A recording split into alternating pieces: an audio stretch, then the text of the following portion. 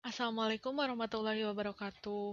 Bapak Ibu sekalian, saya Siba Aresda dari tim KKN PPM UGM tahun 2021.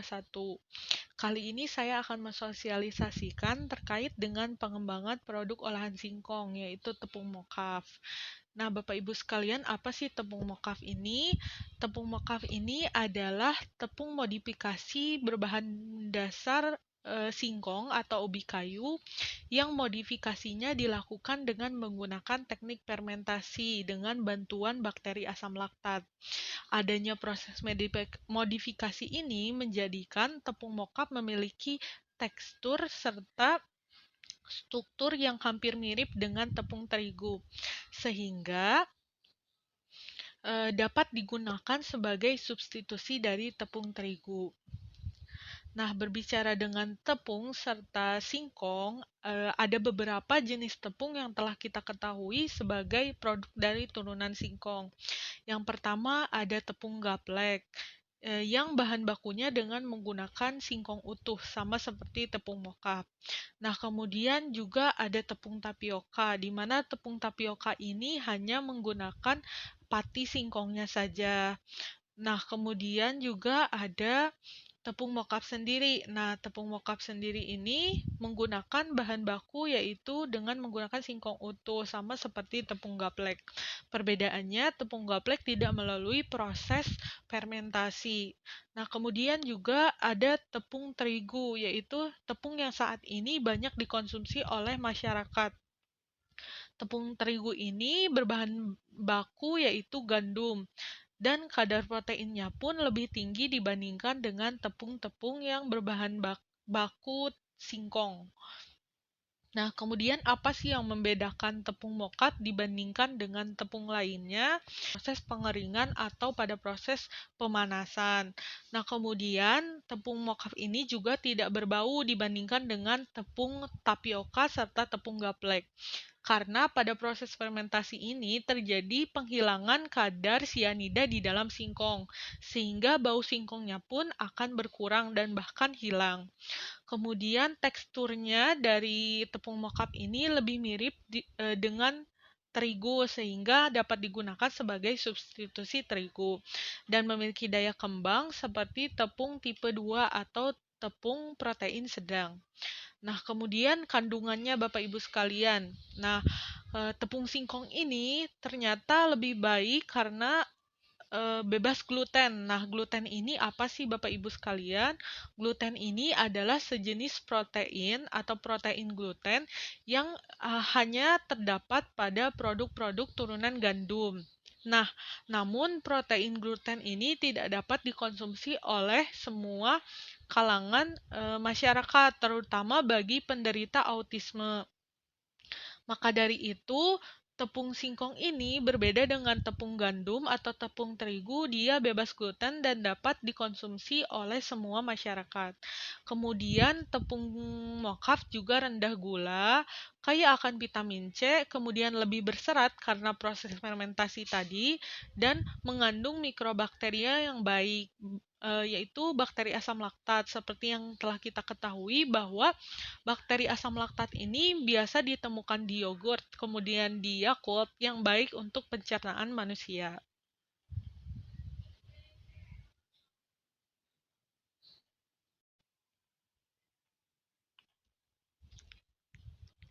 Nah, Bapak Ibu sekalian, lalu bagaimana dengan peluang pasarnya dari tepung mokap ini?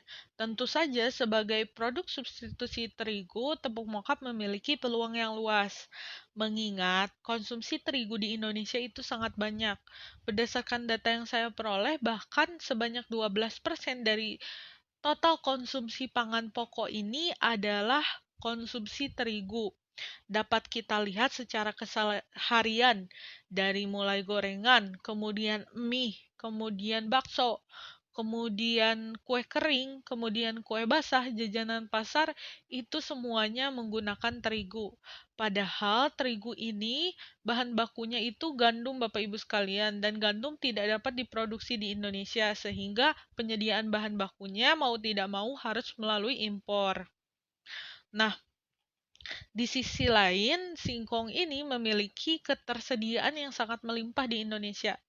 Nah, akibat dari ketersediaan ini tidak sebanding dengan jumlah konsumsinya yang lebih sedikit, akhirnya singkong menjadi oversupply dan harganya pun menjadi relatif rendah. Dan hal inilah yang menjadi salah satu kesempatan untuk dilakukan pengembangan produk mockup. Selain untuk meningkatkan pangan lokal, juga meningkatkan nilai jual dari singkong itu sendiri. Tentu saja menjadi kesempatan yang besar juga karena harga singkong ini lebih rendah dibandingkan dengan harga gandum. Dan apabila produknya sudah dikenal oleh masyarakat, tentu masyarakat akan memilih produk yang lebih murah dan tentu saja kelebihannya bebas gluten dan lebih menyehatkan.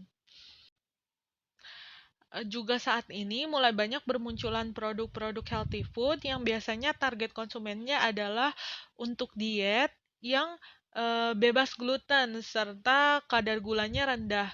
Dan tentu saja produk-produk tersebut salah satunya bahan baku yang digunakan adalah produk mockup. Dapat dilihat bahwa untuk kedepannya akan semakin banyak permintaan dari tepung mockup ini, mengingat produk-produk pangan Indonesia akan semakin beragam dan kesadaran masyarakat akan makanan sehat itu semakin meningkat. Berdasarkan artikel yang saya baca, bahkan hingga saat ini tepung mockup ini mulai banyak permintaannya, sedangkan ketersediaan dari tepung mockup hanya mampu menyediakan 1% dari total permintaan. Dan ini menjadi salah satu peluang yang besar untuk dikembangkan pengolahan mockup bagi Bapak Ibu sekalian.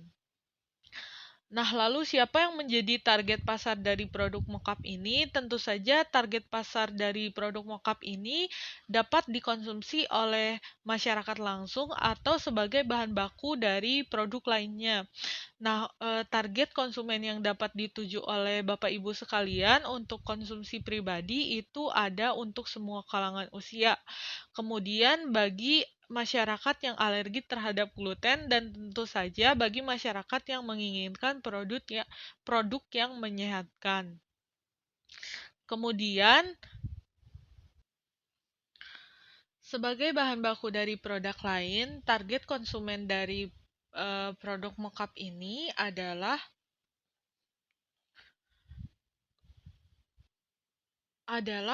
produsen kue kering karena produk mockup ini sangat baik ketika dipanaskan, akan menghasilkan tekstur yang renyah dan garing.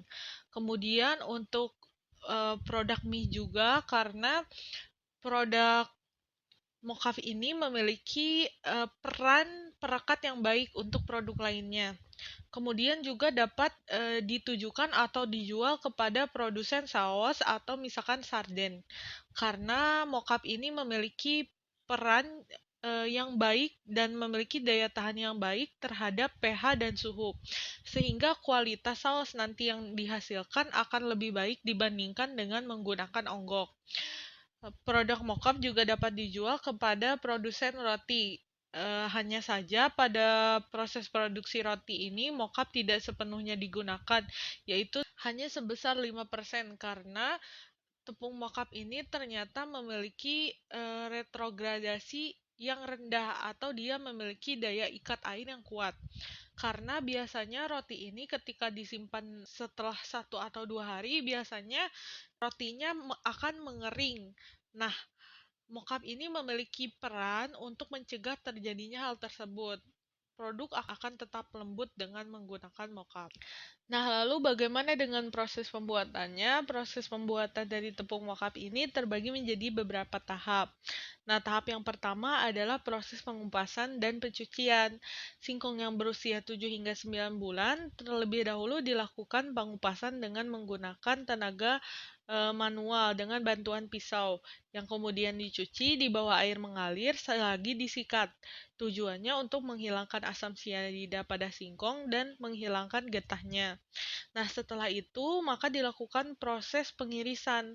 Proses pengirisan ini tujuannya untuk mempercepat proses pengeringan serta mempermudah proses fermentasi. Pengirisan sebaiknya dilakukan hingga ketebalan singkong adalah 0,3 hingga 0,5 cm.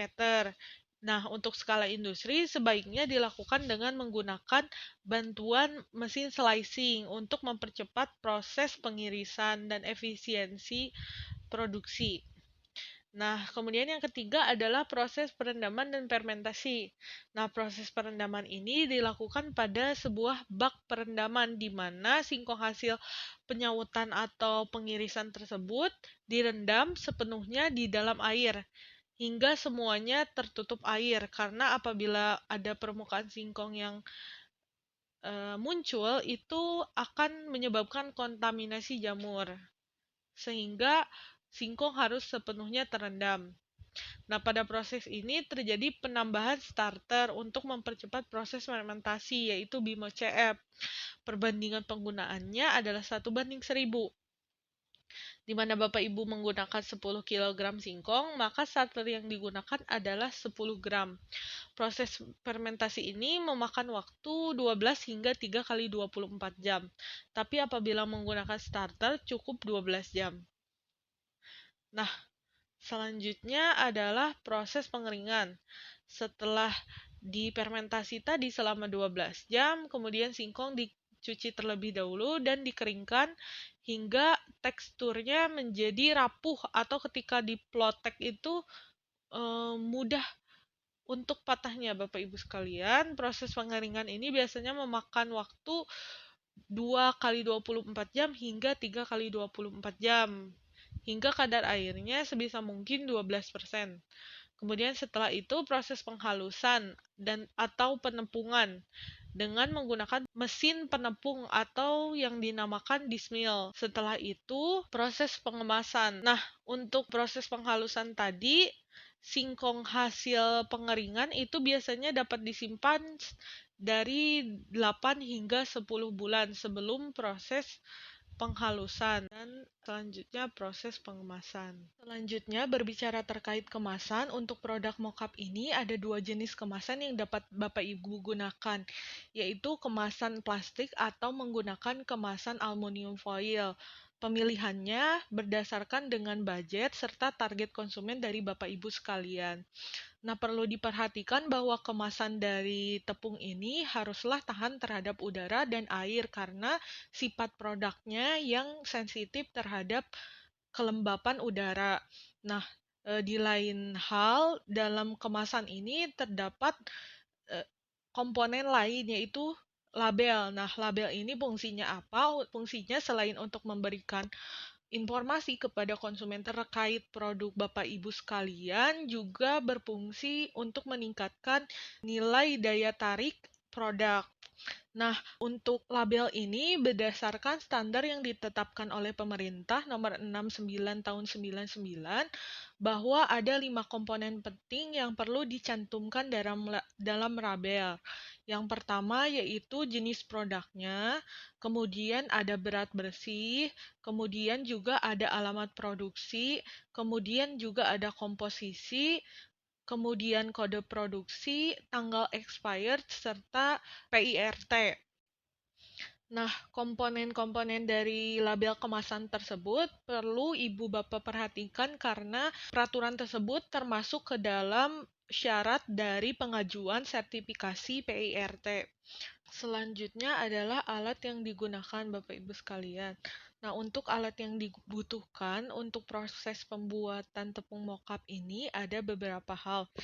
Yang pertama itu ada mesin slicing yang fungsinya untuk membantu proses pengirisan singkong sebelum proses fermentasi. Kemudian juga ada mesin dismill, yaitu mesin penepung yang fungsinya untuk mengubah irisan-irisan singkong atau chips singkong menjadi tepung mockup. Nah, untuk skala UMKM, mesin-mesin yang digunakan dapat menggunakan mesin semi otomatis. Yang saya peroleh di sini dengan harga 2 juta serta 2.500.000, kapasitas yang diperoleh dari mesin tersebut adalah 55 kg per jam. Nah, kemudian yang penting juga dari proses pembuatan mockup adalah bak fermentasi. Bak fermentasi yang Bapak Ibu gunakan dapat menggunakan drum atau dapat membuat sendiri dengan menggunakan keramik. Nah, selanjutnya juga untuk proses pengeringan. Proses pengeringan sesuai standar itu, Bapak Ibu sekalian, dihindari produk kontak langsung dengan tanah. Nah, sebaiknya digunakan rak pengeringan. Nah, rak pengeringan yang standar juga harus menggunakan penutup bagian atasnya untuk menghindari kontaminasi. Namun minimalnya pengeringan perlu menggunakan rak sehingga produk tidak kontak langsung dengan tanah. Nah, Bapak Ibu sekalian, setelah kita mengetahui apa saja alat atau peralatan yang dibutuhkan untuk proses produksi mockup, maka selanjutnya akan lebih baik ketika melakukan bisnis mockup. Terlebih dahulu, Bapak dan Ibu mengetahui berapa total biaya yang dibutuhkan atau investasi yang dibutuhkan ketika melakukan proses produksi mockup. Nah, untuk biaya investasinya ini terbagi menjadi dua, ada biaya tetap, yaitu berupa mesin dan peralatan, serta sewa lahan. Kemudian juga ada biaya variabel, yaitu biaya yang jumlahnya tergantung dengan proses produksi yang saat itu Bapak Ibu lakukan. Nah, untuk biaya tetapnya, tentu saja ada mesin dan peralatan seperti pisau pengupas, kemudian mesin slicing, kemudian mesin ember besar, mesin penepung, kemudian meja penjemuran, bak fermentasi, dengan asumsi di sini saya mencantumkan bahwa bak fermentasinya dibuat. Kemudian ada timbangan bahan, kemudian mesin sealer untuk proses pengemasan, serta sewa lahan penjemuran. Apabila Bapak Ibu tidak memiliki lahan yang luas, maka perlu dilakukan penyewaan lahan untuk proses pengeringan.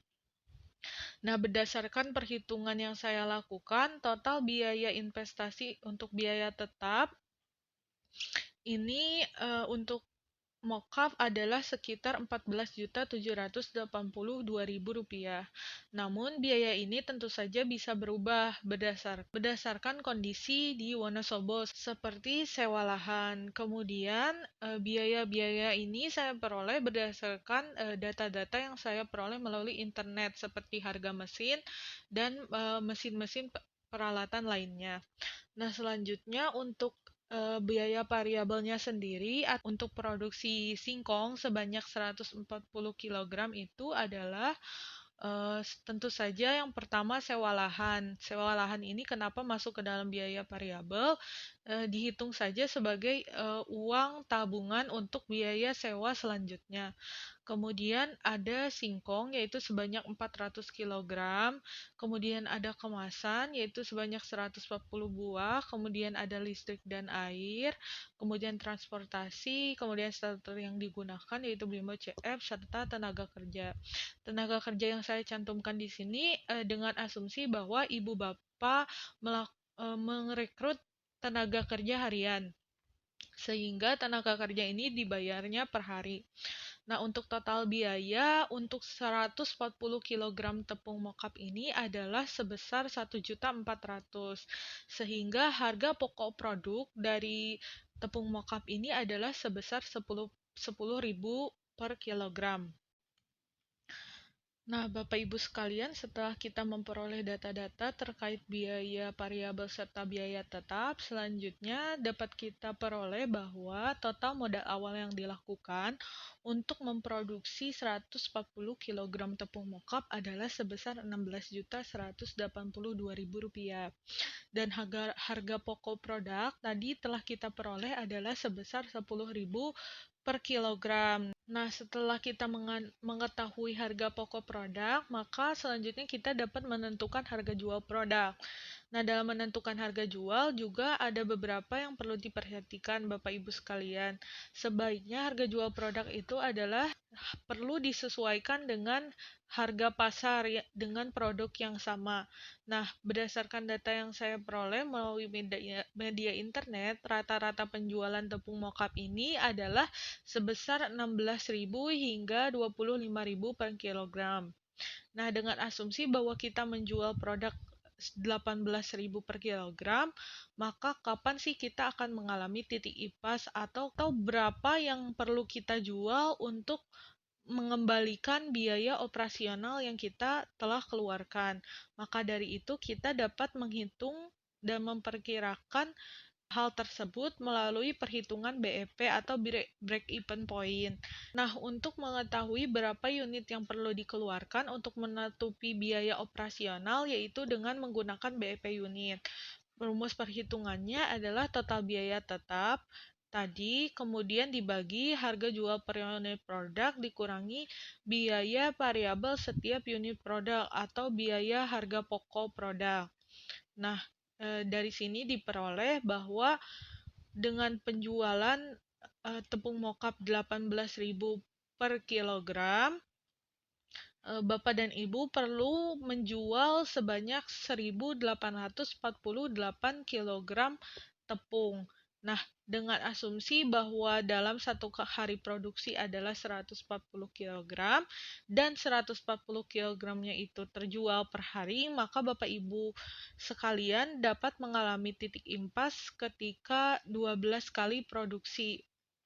Lalu berapa rupiah yang perlu didapatkan Bapak Ibu untuk menutupi biaya operasional dapat dihitung dengan menggunakan BEP rupiah, yaitu dengan rumus total biaya tetap dibagi dengan 1 dikurangi biaya variabel setiap unit produk atau HPP per harga jual per unit, sehingga BEP rupiahnya diperoleh Bapak Ibu dapat mengalami titik impas ketika Bapak Ibu dapat menjual produk dan menghasilkan 33.250.000. Nah, selanjutnya produk-produk apa saja yang dapat dihasilkan menggunakan tepung mokap ini? Salah satu yang kami coba kemarin adalah produk ini, produk kondok. Nah, sebetulnya produk kondok ini mungkin kurang familiar di telinga Bapak Ibu sekalian, namun produk kondok ini adalah produk roti yang ditusuk yang diisi dengan sosis serta mozzarella. Nah, Bapak Ibu sekalian, tentu saja teksturnya sedikit berbeda dengan kondok yang menggunakan tepung terigu. Kondok dengan menggunakan tepung mokap ini hasilnya tidak begitu mengembang dan teksturnya lebih padat. Namun, rasanya hampir mirip dengan kondok dengan menggunakan tepung terigu. Nah, selanjutnya tepung mokap juga dapat dijadikan egg roll mokap di mana campuran yang dibutuhkan adalah 1:1 dengan tepung terigu. Hasil dari egg roll mokap ini tentu saja memiliki kelebihan.